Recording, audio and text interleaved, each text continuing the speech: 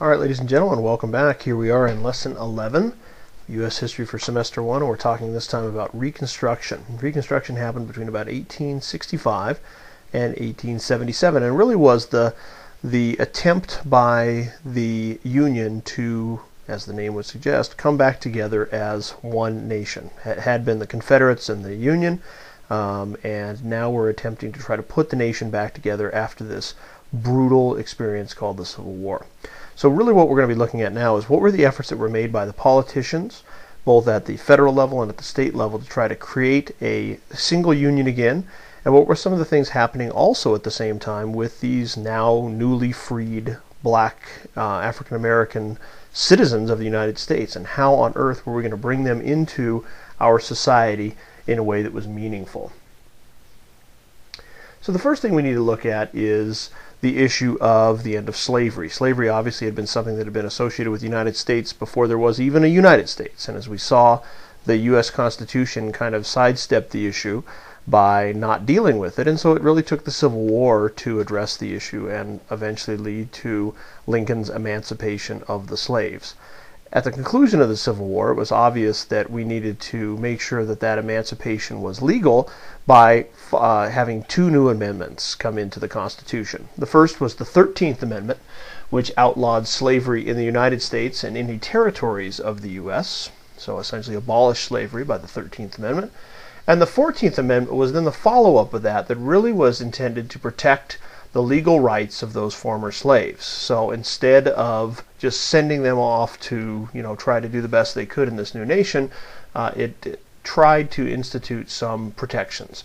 So there was a due process clause that essentially said you couldn't just make mandatory rulings against African Americans, and also an equal protection clause, essentially saying that African Americans, like any other citizen of the United States, had equal protection under the law. As we'll see, those didn't always work out well at the state level.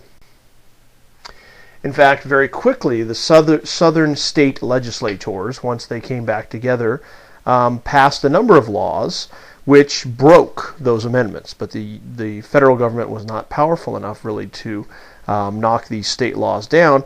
And really what they did is these black codes, they were called, restricted newly won rights of African American citizens. And so the black codes set work standards that couldn't be met particularly well by African Americans, and so they couldn't get employment. It indicated that African American children could be whipped or beaten depending on the whims of whites or white lawmakers. And it also instituted new license requirements that said before African Americans could get a job, they had to have certain licenses. And then, of course, the licensing agencies made it very difficult for those people to actually receive a license. And so, again, they were denied work. So all these things were instituted by the southern legislators to make sure that black citizens were unable to really gain the fruits of their labor. And it pretty much put them in servitude and back on the plantations, working again for their white former masters as really kind of almost a servant type role. After the assassination of President Lincoln, his vice president, President Johnson, became the president of the United States. And he was a Southern sympathizer. He had been a Southern legislator and senator, and he essentially wanted to side with the South. He wanted to bring the South back into the nation as easily as he possibly could. The ruling group in the Congress, however, called the Radical Republicans, wanted to get rid of him. The Radical Republicans felt that it was very important that the South pay for leading the nation into the Civil War, and that they grant rights, equal rights to African Americans. And so the Radical Republicans, who were very powerful in the Congress, wanted to get rid of President Johnson. And they did that by attempting to impeach him based on his failure to uphold a very controversial law. They passed a law that they knew he could not uphold, and then when he didn't, they went ahead and attempted to impeach him.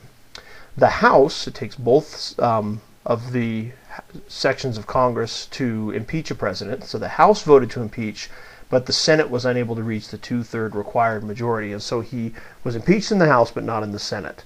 And we've only actually had that happen two other times, One was with President Nixon over the Watergate scandal, and one was with President Clinton over the Monica Lewinsky scandal. Those are the only three presidents, along with President Johnson, who have ever been impeached.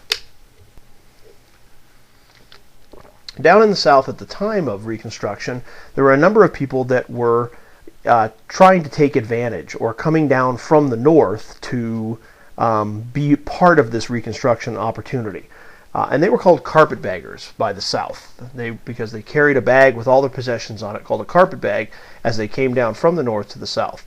And so a carpetbagger was any Northerner who went to the South during Reconstruction. Now, some of these carpetbaggers wanted to take advantage of the South, wanted to take advantage of the new opportunities in rebuilding the South and make money off the Southerners, but others really wanted to help the South rebuild and especially help African Americans gain their rights in the new South. So that was Northerners coming down to the South. Southerners who supported Reconstruction, the effort to put the nation back together, were called scalawags, and oftentimes were not appreciated or cared for by their Southern neighbors. It was really not a good term to be called a scalawag in the South at that time. So the South, because they felt they were losing their identity through the Reconstruction efforts, oftentimes recoiled and rebelled against some of the things that were going on. And one of the ways this happened was forming that's now famous or really infamous organization called the Ku Klux Klan. And the Ku Klux Klan was formed in 1866, and really its job was to terrorize African Americans and any white Southerners or carpetbaggers that were supporting Reconstruction. And as we know, this is an organization that unfortunately is still in existence in the South and other parts of the nation today. So they did things like they burned homes, schools, and churches of people that supported Reconstruction or prominent African Americans. They attempted to keep African Americans from voting, and they broke up meetings of the radical Republicans who were attempting to reconstruct the South. The radical Republicans also had militias of their supporters that were opposing the Ku Klux Klan. But over time, the Klan got very, very powerful and moved into more terrorist activities that we'll talk about later on in this semester. After Johnson left office, the next president to assume the White House was President Ulysses S. Grant. And if you remember from the Civil War discussions, Grant was a very famous Union general. He's the one that ultimately beat Robert E. Lee at Appomattox. And so he had this incredible popularity based on his ability to win the Civil War. And that helped him become elected in 1868. And he served 2 terms as the president. And he supported the Republican plan for Reconstruction. So he was a Northern backer, and he was attempting to reconstruct the South. And pretty much what the Republicans in Congress wanted to do, he followed. His first term was pretty effective, but his second term was marred by scandal and an economic crisis. So Grant's presidency is generally looked at as kind of unfavorable, not a particularly effective presidency, even though he was a very popular person. And at the conclusion of his presidency in 1876, there was an election, and it was won by the next president of the United States named Rutherford B. Hayes. And this election is famous because other than the election in 2000 between President George W. Bush and Al Gore, this is the closest election in the United States' history. Matter of fact, it was so close that Hayes' opponent, Tilden, who is the Democrat, actually won the popular vote. He got more votes, more individual votes than did Hayes, but Hayes won the Electoral College, the body of the states that actually votes for the president. And so he was named president, but before he could do that, he kind of had to make a agreement with the South. And in the South, in this agreement that will allow him to become the president, he told the Southern legislators that he would essentially pull federal troops, pull the radical Republicans out of the South. And once he became president in 1877, that's what he did. So when he removed the troops that were essentially overseeing the reconstruction of the South, that ended formal Reconstruction. The South generally then, their state legislators changed a number of the different laws, and we went back to more of a Southern style of democracy. Black codes became more and more stringent, and the federal government lost the power to really kind of tie up what was going on in the South. So that's considered 1877 to be the end of Reconstruction. Reconstruction in general was seen as partially successful and partially not, we'll see that even though African Americans received their rights and their freedom at the end of the Civil War, it was at least 100 years after that point that they really received their ultimate civil rights. So a lot of things still to change before we get to a country where there truly is equality under law for all.